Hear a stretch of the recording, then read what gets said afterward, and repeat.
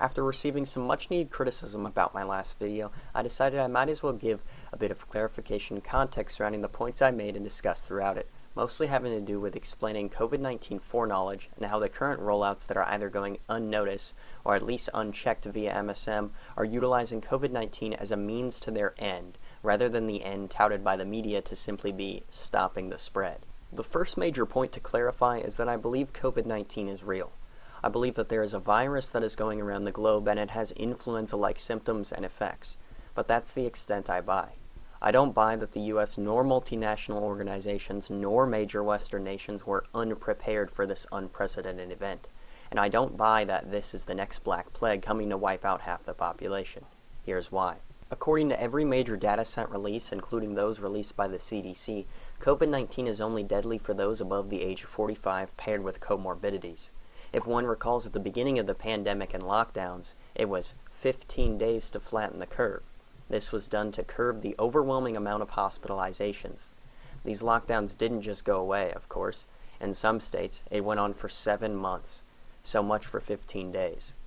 What's even more shocking? The media lied drastically about hospitals being overwhelmed. Even back in May, right in the middle of the lockdowns, hospitals were reporting that they were not overwhelmed by COVID-19 cases, yet lockdowns were still just as strict as ever. If a Forbes published article doesn't do enough justice, how about the thousands who participated in hashtag #FilmYourHospital, which was an attempt to show the world just how empty hospitals really were, even as media talking heads continue to push the narrative that every hospital across the country was just swamped with COVID-19 patients, a patently false statement that led to thousands of lives being lost due to hospitals refusing to take in cancer patients, heart disease victims, and stroke victims. I'll make sure to touch on hashtag #FilmYourHospital again later. The virus itself isn't the one doing the killing. It's the response to the virus that is undoubtedly harming America more and more every day, and I don't believe this response was unprepared, spur-of-the-moment decision-making. It was a carefully gamed-out plan that the government, multinational organizations, and other Western nations were ready for whenever it should strike. Here's why. Over the past 2 decades, biosecurity has been a leading defense program for the Pentagon and government agencies alike. The first note of this is Operation Dark Winter, which simulated a bioterrorist event where a group used smallpox as a bioweapon to attack the public. Dark Winter simulated an event where the government could install, quote, martial rule on the public, which was defined as prohibition of free assembly, national travel ban, quarantine of certain areas, suspension of the writ of habeas corpus, i.e., arrest without due process, and or military trials in the event that the court system becomes dysfunctional. This was 2001. Jump to 2018 and Johns Hopkins University Center for Health Security ran yet another bioterrorist simulation known as CLADE-X. CLADE-X's documents show a bioterrorist group known as A Brighter Dawn. This group theorized a mass population reduction and chaotic event would be the only way to achieve a reset or, quote, paradigm shift. Ironically, and I'll touch more on this later, the World Economic Forum is the one touting a paradigm shift and reset in the midst of this pandemic. In mid-2019, another pandemic scenario was gamed out by the United States Department of Health and Human Services, along with 18 other federal agencies, known as Crimson Contagion. It simulated an influenza strain originating from China that would infect 110 million, hospitalize 7.7 million, and kill 580,000. Their findings included several missteps among a pandemic scenario, including which federal agency would take charge and how states would receive specialized care from the federal government due to the lack of a formalized process. On top of all of that foreknowledge and preparation of a pandemic scenario, Johns Hopkins University Center for Health Security, the World Economic Forum, and the Bill and Melinda Gates Foundation, which are at the forefront of the current pandemic response, gamed out yet another outbreak scenario known as Event 201 in October of 2019.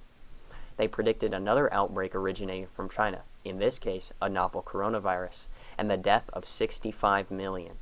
This exercise posed many problems to how not only the US handles severe pandemics, but that of the rest of the world.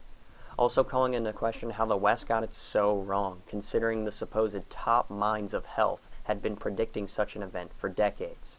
With massive proof of foreknowledge and preparedness out of the way, let me clarify the World Economic Forum's involvement in this pandemic and the end goal that they have in mind. Klaus Schwab, head of the World Economic Forum, wrote a book and published it right in the middle of the pandemic known as COVID-19, The Great Reset. The book and future development on the topic on the World Economic Forum's website summarizes and expands upon past plans for tech expansion into everyday life as a means to solve the quote-unquote crisis created by COVID-19. Schwab and his investor partners propose technological Marxism and individualist isolationism as their goal.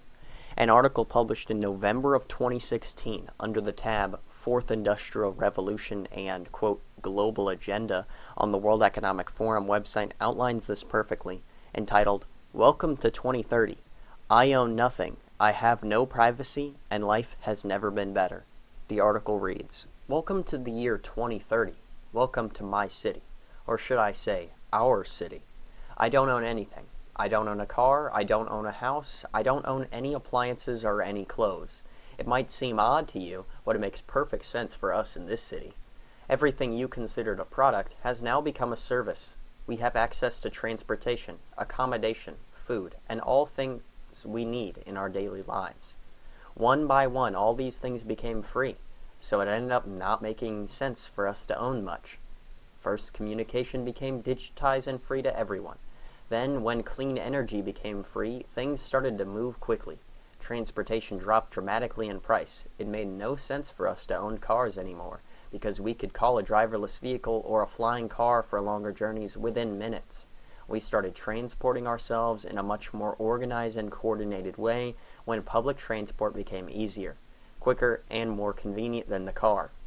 Now, I can hardly believe that we accepted congestion and traffic jams, not to mention the air pollution from combustion engines. What were we thinking? The goal here is not only to demonize our current way of living as if it is our responsibility at fault for changes occurring in the environment and not the 100 major corporations responsible for 71% of air pollution, but also to make a lack of ownership of literally anything seem like a dream scenario.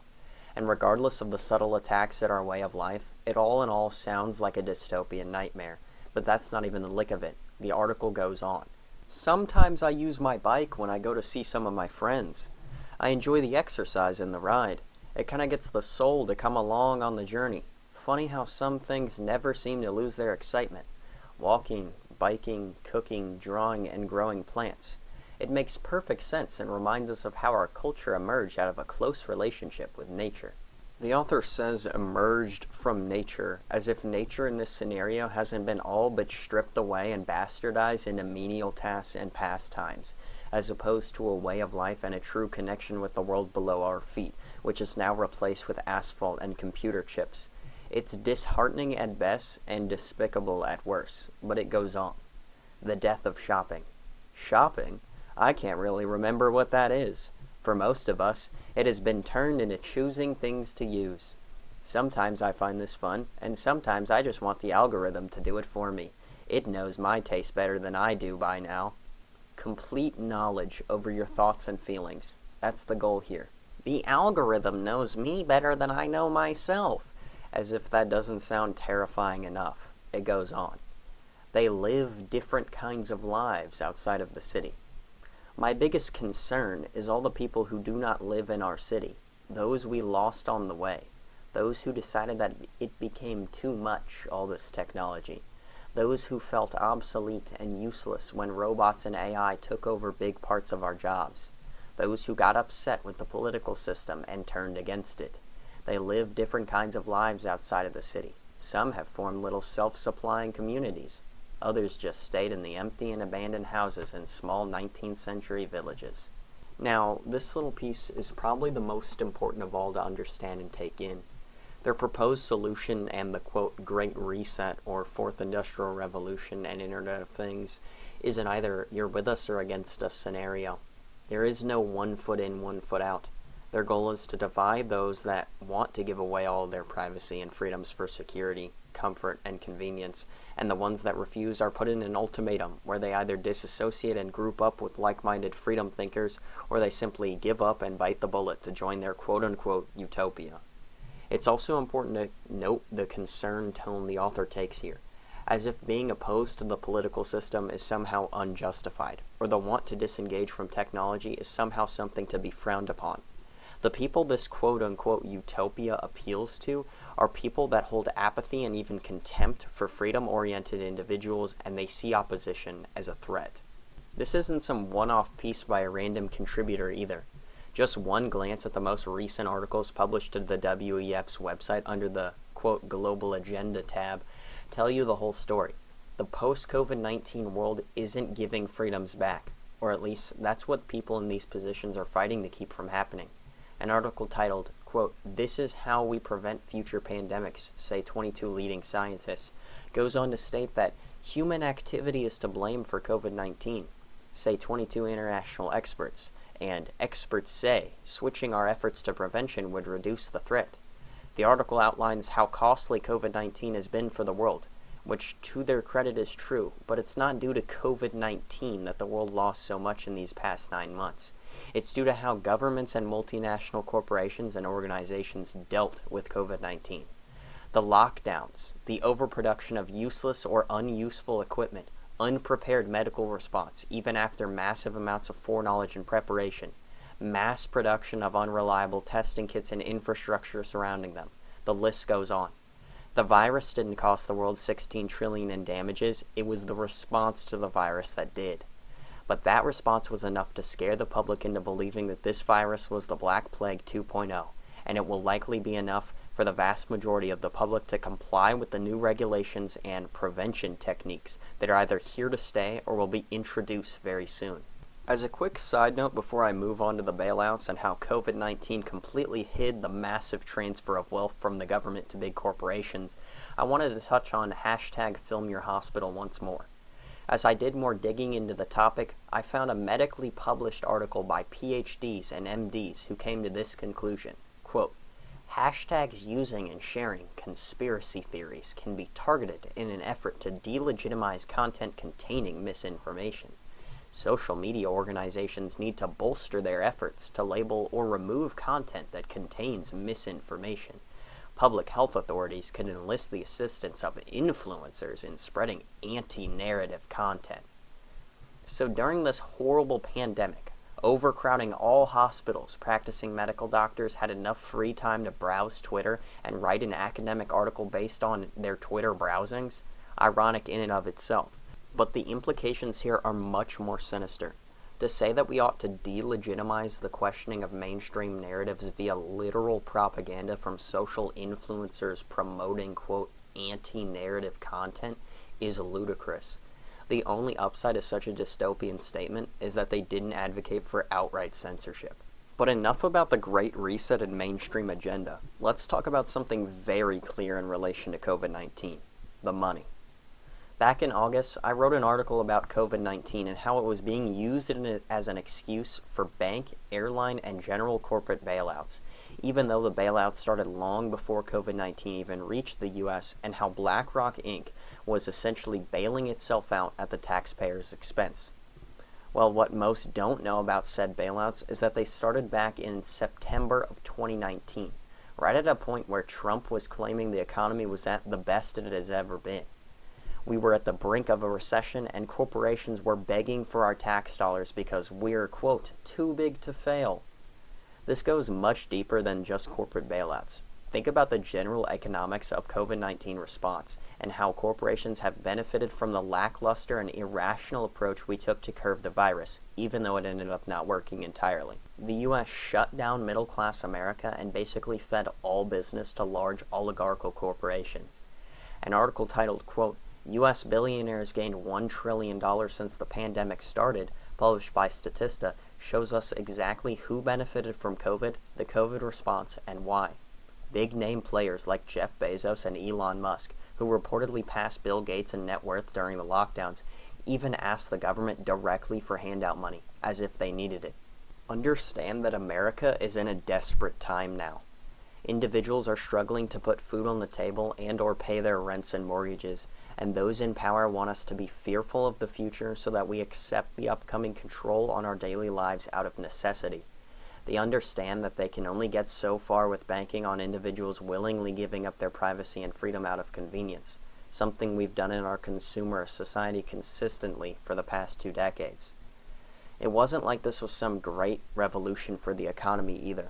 It was a transfer of wealth at best and a complete destruction of the middle and working class at worst. More than 100,000 small businesses will be closed forever, according to the Washington Post, which was released back in May. That's not even counting the potential closures that occurred after that time, since lockdown lasted over 4 months after that point in some states. On top of that, from the major corporations that received bailouts, nearly every single one participated in total layoffs of employees or furloughs.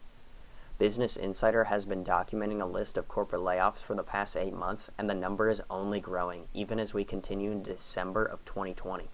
For reference, it was estimated for the layoffs to stop in October, back when I finished my original article in August. The ultimate point I'm trying to get across, however, is this. COVID-19 is a classic example of the Hegelian dialectic: problem, reaction, solution. Regardless of whether the government or a private entity created the virus and spread it, or if it was naturally occurring, which is up for debate, as some claim it resembles lab-grown viruses while others contend it came from a naturally occurring animal coronavirus, it ultimately doesn't matter. The World Economic Forum and their crony buddies like the Bill and Melinda Gates Foundation have used a reaction to the problem of COVID-19 as a means to their solution, which is a technocratic future where our liberties are left to die. It's pertinent more than ever that people start making clear distinctions in the crossroads that are the decisions by corporate figureheads, politicians, and multinational organizations. It's an us versus them scenario, and I'm not going to be one who just allows my freedom to be stripped away. Do not comply, no matter how convenient it may seem, and don't give in to the fear being perpetuated in the mainstream media about a virus that doesn't kill. The only emotion one should feel is contempt for those pushing lockdowns, pushing mandatory vaccines, and pushing anything comparable to the Great Reset, Fourth Industrial Revolution, or technocratic transhumanism. It's time to start fighting back against the tyranny clearly being imposed upon us. Whether by corporations or by government, it doesn't matter. It's tyranny regardless, and we need to start stepping up.